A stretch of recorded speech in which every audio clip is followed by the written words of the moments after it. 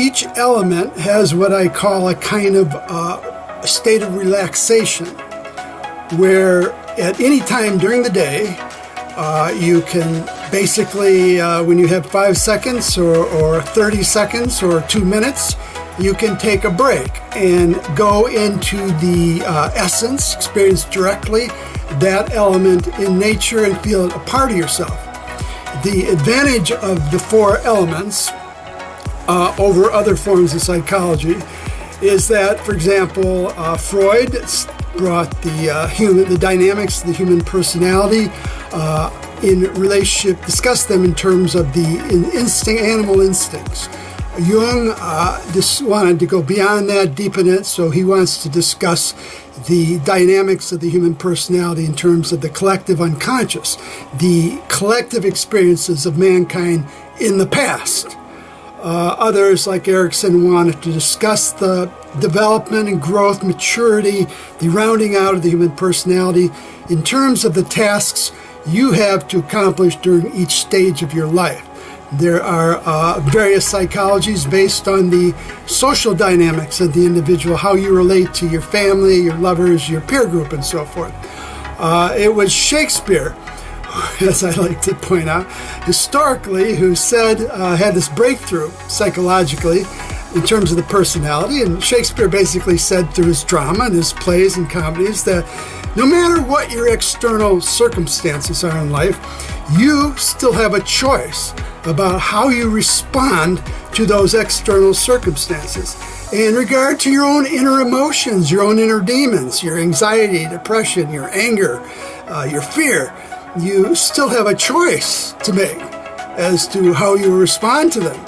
And as Tony Robbins loves to say, you can respond like you're a victim and addicted to the past and reliving it over and over. Or you can respond in a way that empowers you and says, I am not a victim. I am someone who establishes justice. I bring harmony to conflict. That is a different approach, an empowering approach. And Tony, with the fire element, wants to emphasize that you, in your choices, just like Shakespeare, have the opportunity to change yourself, to do away with the past, create a new future by the way you live right now in this moment. So, the 4 elements. Let's begin, and I'll just do the water element here, and then I'll take a short break and see how many more of the all 4 I can do. The water element has spirits in it. You look at the ocean, underlying water in nature, this wonderful biosphere we have, is an energy, and that energy has an intelligent being within it. And that being is called a mermaid or a merman. So let's call this a mermaid break. So again, you have a few seconds, 10 seconds, 2 minutes, 15 minutes even during the day. You're very busy, don't have time to do elaborate, rituals, ceremonies. You can just do this over the next 30 years, 40, 50 years, and it will deepen gradually. So I like to begin with the feet. So we're going to do a mermaid break. We're going to experience the essence of that realm very briefly right now. This is a workshop, not a lecture. So focus, for example, on your whole body, but I like to focus on the feet to begin with. So focusing on the feet, you have everything you can sense. You can sense the weight, the density, the muscles, the cohesiveness of skin and muscle and bone, the solidity of the bones, the feet on the floor. That's the earth part of the feet. You can sense the temperature difference between the feet and the surrounding air, maybe 20 degrees warmer with the feet. That's the fire element. That's the metabolizing process of the human body going on. You can sense the oxygen going through the feet. If you breathe in and imagine the air going directly to the feet, you may get a tingling sensation right away, but that's partly your imagination telling the feet, oh, relax and let the blood flow closer to the skin. You get more of a sensation when you do that. It takes the heart a little longer to get the oxygen from the lungs directly down to the feet, though. And then you can focus on the flowing of blood through the feet. Now, as I point out in other videos, blood is 80% water. You can just, and then the rest is nurturing stuff, red and white blood cells, all sorts of different things going on, electrolytes. Just focus or imagine the water element. So it's as if that 80% is all you're thinking of, and you're just sensing water, the blood actually, but as water going into the foot, circulating down into the capillaries, coming back out of the foot and going back to the heart. So it's just imagining a circulating energy, like a stream of water, going down, through, and back up. So just take a moment, and if you feel your pulse, you can feel that blood pulsing through your wrist. You can reach down, feel the ankle or the foot. You might be able to get a pulse there. But it's, if you, I can sense it directly. But if you imagine it, that's just as good. So take a moment and just sense the flow of water through the feet.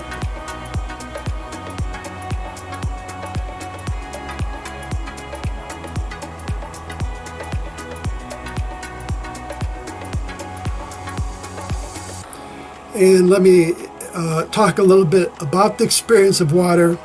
Water inherently is purifying. It's releasing, flowing, it's calming, it's soothing, it's relaxing, it's caressing, it's healing. And you want to kind of imagine now that as it's flowing through the feet, you're getting a sense of healing, nurturing, purifying. It makes things feel complete. It tries, in its essence, water likes to make things fully alive. So it restores the life.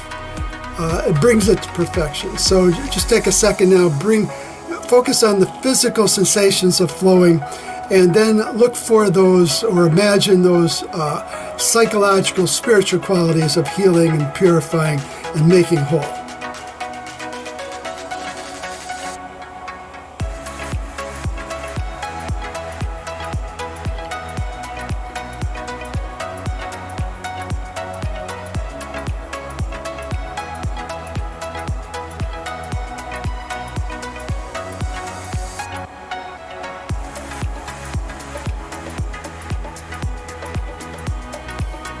So that is the mermaid meditation, taking a mermaid break. It's very short. You can extend it as long as you want. It's great for me when I want to go to sleep at night because it's so soothing. There's such a sense of pleasure and bliss in it. Just knocks me right out. If I want to go switch brain waves out of the day into sleep at night. There are natural ways to deepen this. So after you play with it, work with it, investigate it, study it, imagine it in as many different ways as you can then add to it a feeling of coolness. Drop the temperature. The temperature is getting cooler and cooler. So in terms of meditation, and this took me years and years to get. I have no natural ability. I can hold ice cubes in my hand, put them down, put my hands in ice water, and take them out, and I can't even imagine what that sensation was. If I imagine myself at the North Pole, I can get a sense of coldness, but it's very brief. So I had to really, really work at this to get it. But now it's after years and decades, it's worth the effort. The cold sensation creates a sense, an awareness of magnetism. Magnetism, like water itself, it surrounds something and it preserves it. And like water in nature is the one substance that draws in heat the fastest, retains it, and releases it slowly. So water has you might say, it can select what it wants to bring into itself, how it wants to treat it as it's holding it inside of itself, and then how it wants to let go of it again.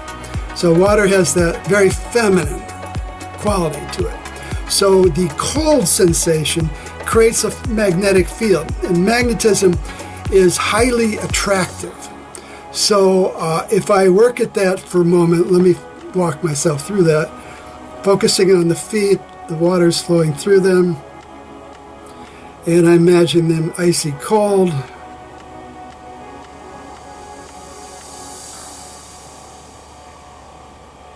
when I put my hands in a bowl of icy cold water with ice cubes, it gets unbearable. So that's what I'm looking for with the feet.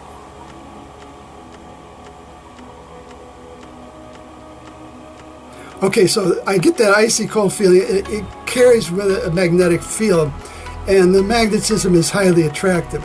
So I can slowly work that up the legs over time, over a week or months or years. And so it's in my whole body. So let me do that with my whole body. Cold water flowing through me.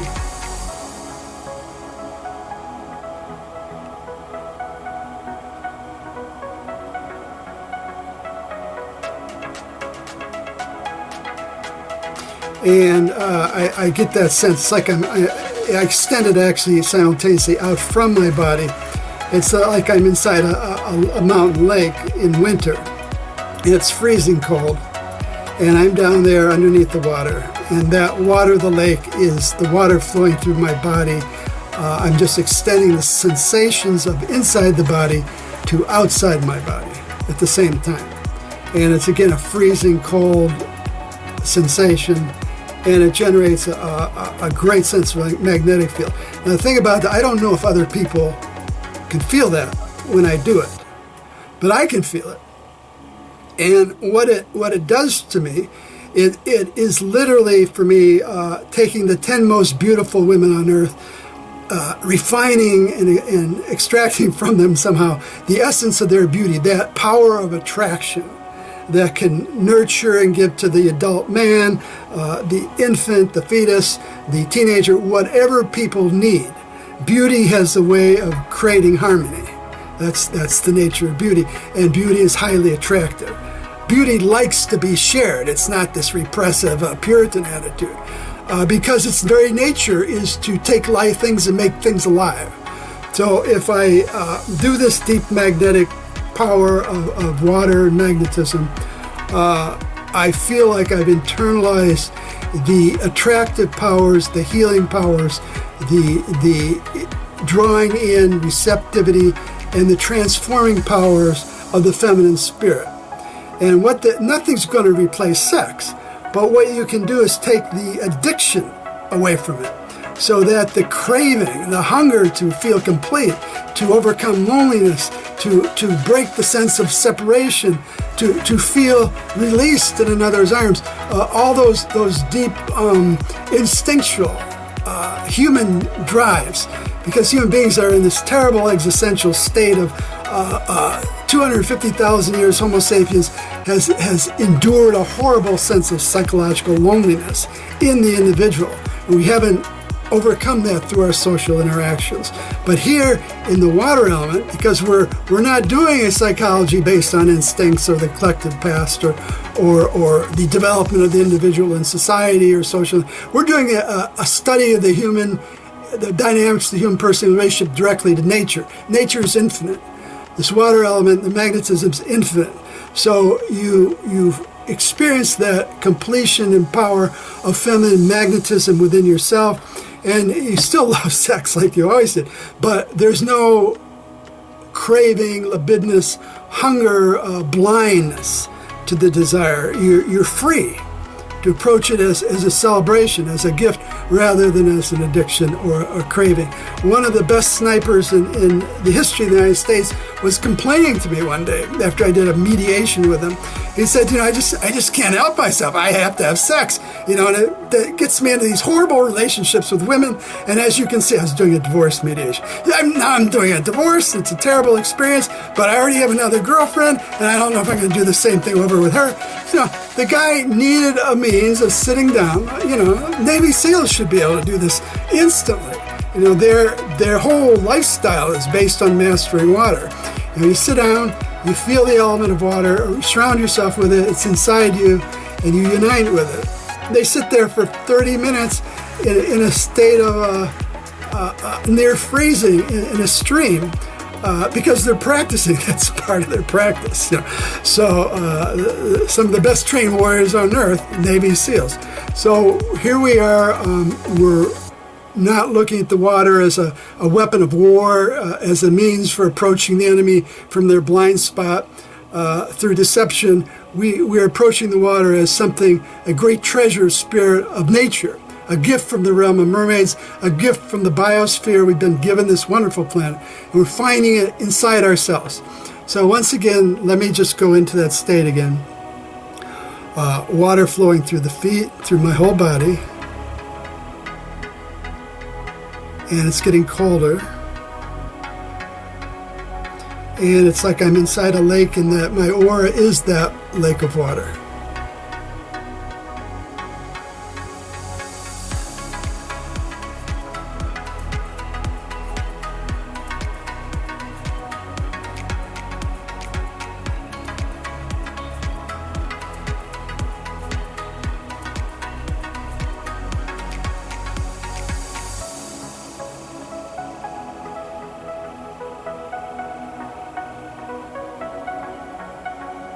So with that sensation, that expansiveness, I'm not focusing on William Mistele as a personality.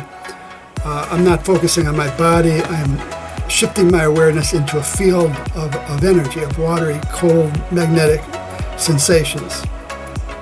And within it are also spiritual qualities, such as feeling one with all living beings, the all-embracing love that unites all beings as one. Or what you can get some nights from sitting next to the ocean or that mountain lake is a feeling of infinite peace, that you're joined, you have an inner peace with the universe.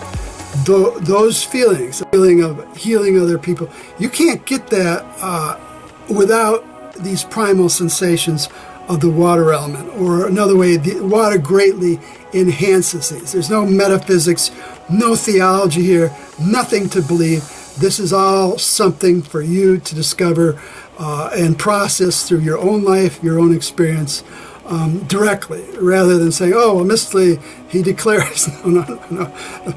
You find for yourself if this works. So that's the mermaid break, and I would like to go on talking, but we have 3 other kinds of breaks to take. So thank you very much for your time.